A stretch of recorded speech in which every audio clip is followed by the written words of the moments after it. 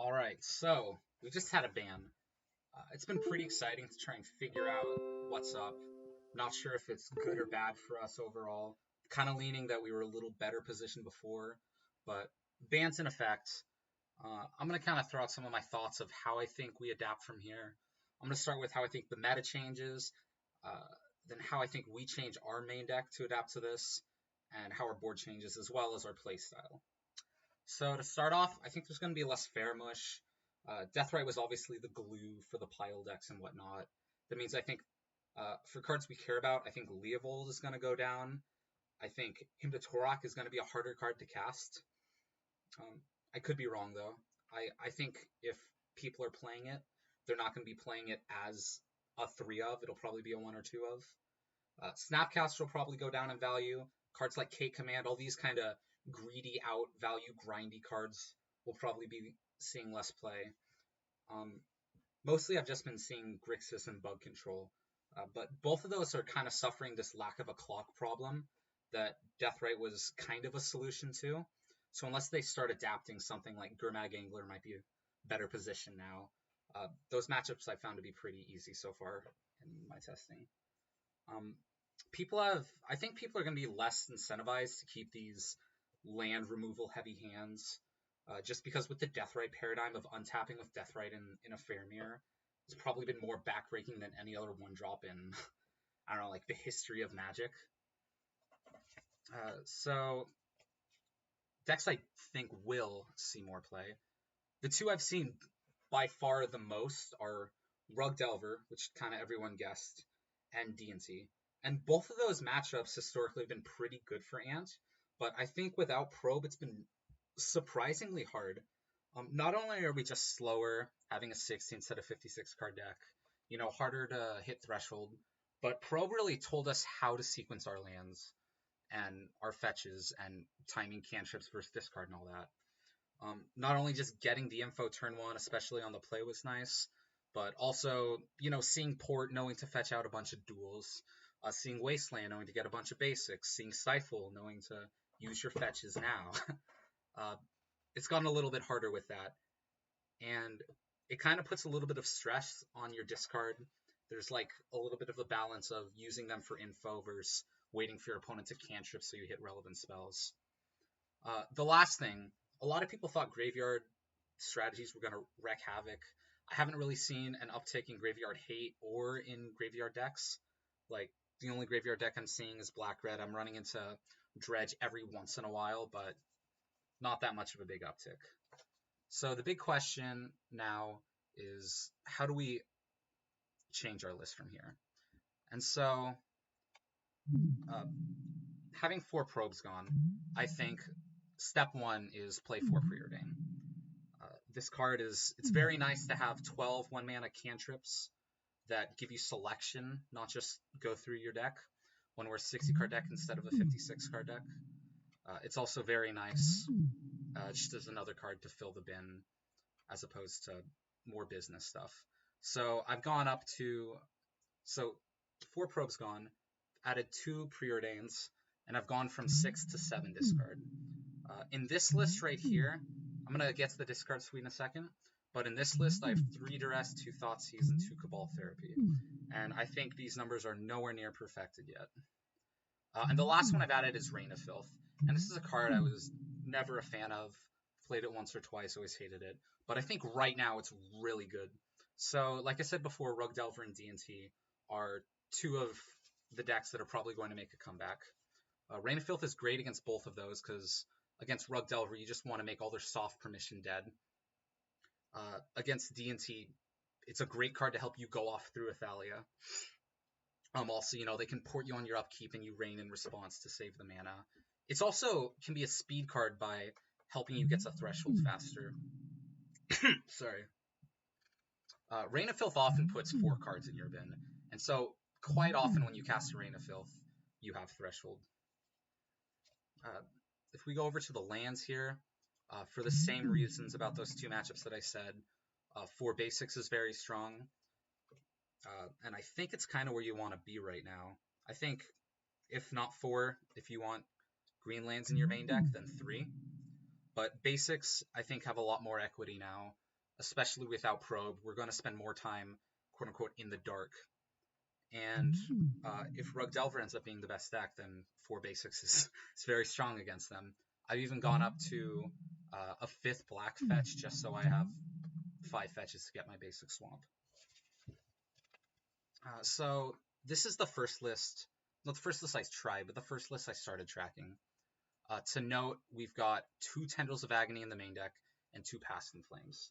Now, I don't think this is the correct list, but I'm going to talk about why I came to this. So without probe, I felt I was originally playing a lot more cautious to start, and I was taking longer to determine what route, if I was going to go with an Ad Naus route, or a Piff, or Tutor Chain, or Tendrils from hand. And when you spend longer to make that decision, you generally end up sculpting these hands that you just wait till you have 8 in hand, and you're using your discard not only to take their counter magic, but you're using your business spells to fight through their counter magic. Like, you just assemble the hands that you just cast Piff and flash it back in the same turn in order to fight through counter magic. I found a lot of tension, as I said earlier, between using your discard for information as well as saving for value, or trying to hit troublesome spells before they come down, or just like a good time to interact, you know? And so I've just found the game's going slower, and so 2 Tendrils has been strong not only by just assembling one of your Piffs and one of your Tendrils, but I've been able to win through Force a lot by ritualing up to 10 mana, casting an Infernal with like 3 cards in hand, and then you reveal Tendrils, and then you Tendrils them for 12, and then you Tendrils them for 14, and there's nothing they can do.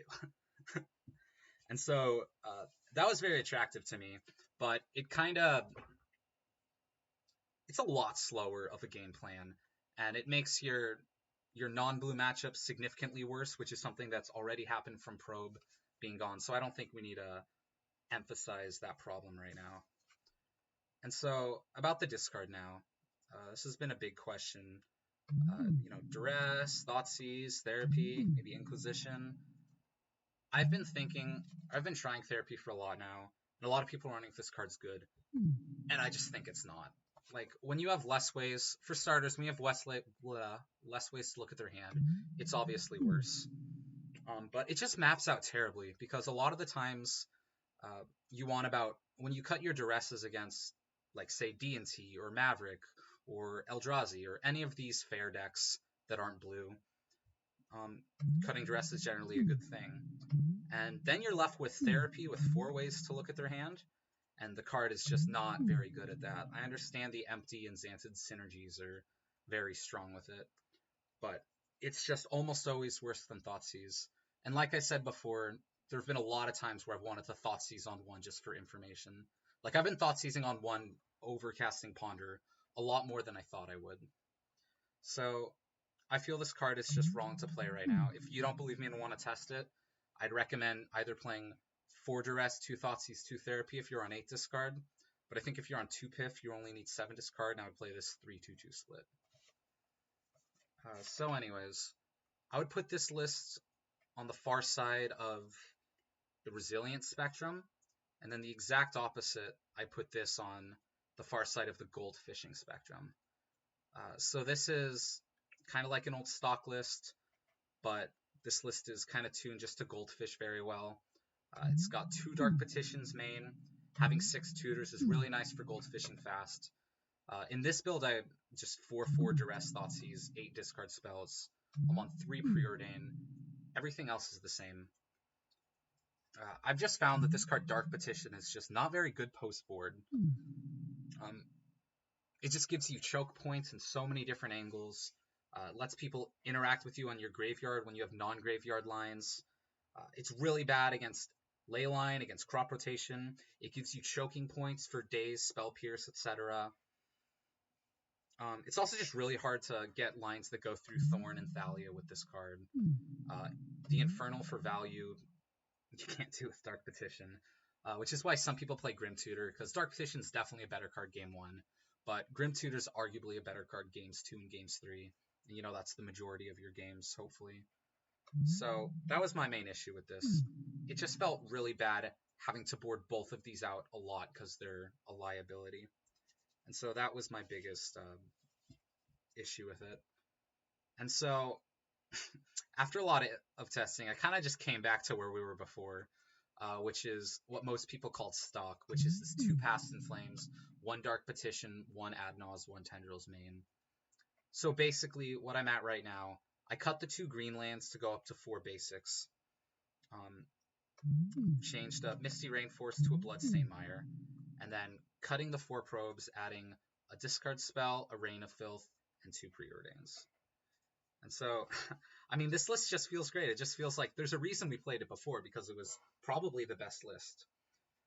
The only thing I'm unsure about is if Past in Flames, like the undeterministic or the value piff lines, I'm not sure if they're better or worse, because obviously this card's a lot better without Deathrite in the format.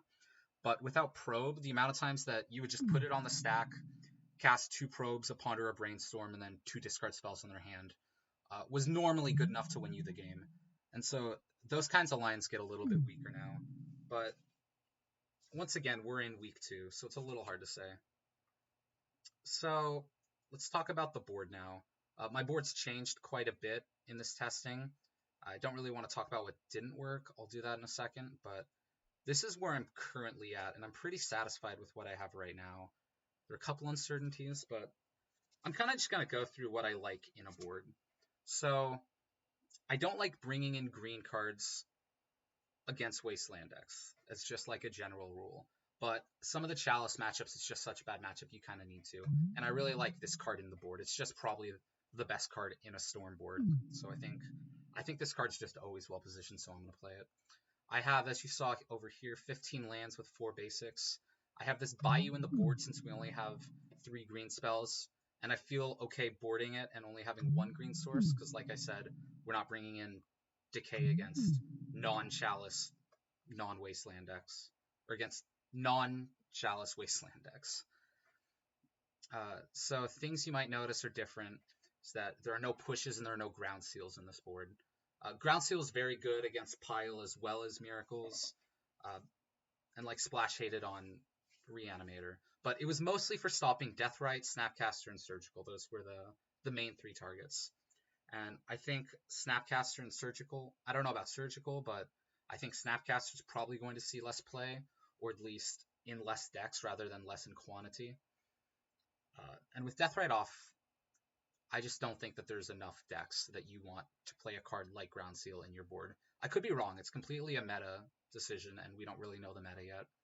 So in almost all of my Storm boards, I like to have between 4 to 6 answers to the card Chalice of the Void, which I do right here. I have 4 Decay, or 2 Decay, 2 EE, and 2 Echoing Truth. I like to have at least 2 answers to Merit Lage, which I do in the form of Echoing Truth. Like I said before, I don't like bringing in green cards against Wasteland decks. This board settles all of those. I like to have 2 Flusters almost always, because this card is just the best card in almost every combo matchup. It's just the best card in the mirror. It's your best card against Sneak and Show. It might be your best card against, not your best card against Reanimator with this board, obviously, that's Crypt, but it's very strong there too. So I've come around to Engineered Explosives recently, because the last kind of check mark I have on my boards is that I like to have at least 3 cards for the best deck, or the most played deck, regardless of if it's a good matchup or not. So I think if Rug Delver becomes the best deck or the most played deck, I want Engineered Explosives in my board, because it's a card that answers Chalice, as well as is great against D&T, is a very universal answer, and is also good against Rug Delver. So it seems kind of weird to be a card to bring in against Rug Delver, because you're a Storm deck, you don't really care about their threats, none of them impact your graveyard like Deathrite.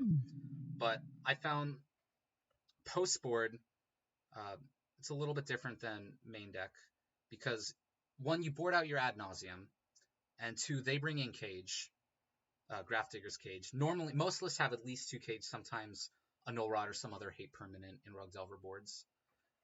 And 3rd, they board down on threats, because tapping out for Goyfon 2 is pretty rough for them to do a lot of the time. So against Rug Delver, I bring in these 4 cards. Having the Bayou in the board means you can just go up to 16 lands. Obviously, there are no green spells, but more lands against Rug Delver is always nice. So Engineered Explosives is an answer to Cage.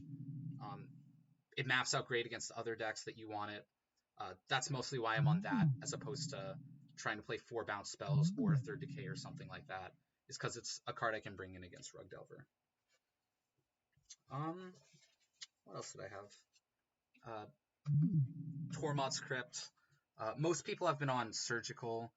I just think Crypt is better because you're playing Tormod's Crypt in the slot of for the Mirror and for Reanimator. And I think Tormod's Crypt is better in both of those matchups, partially because it's permanent based. You can play it on one through a Chancellor, which is great.